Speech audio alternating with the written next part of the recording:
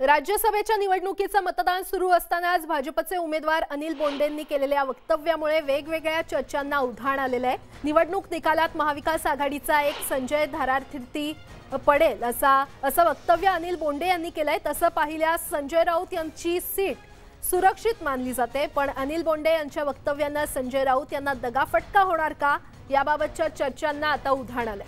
त्यामुळे महाराष्ट्राच्या राजकारणाच्या कुरुक्षेत्रावर कोणता संजय धारातीर्थी पडणार याची चर्चा आता सुरू झाली आहे।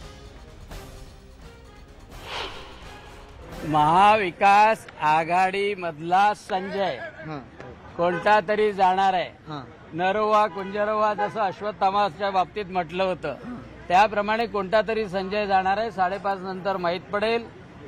आणि तिन्ही भारतीय जनता पक्षाचे सहकारी असलेले आणि सहकारी पक्षासोबत असलेले तिन्ही उमेदवार आदरणीय पीएचडी गोयलजी, डॉक्टर अनिल बोंडे आणि धनंजय महाडिक हे 100% विजयी होणार आहे। कारण देवेंद्र फडणवीसाचा धाक आहे आणि त्यांच्या मनात धूक आहे।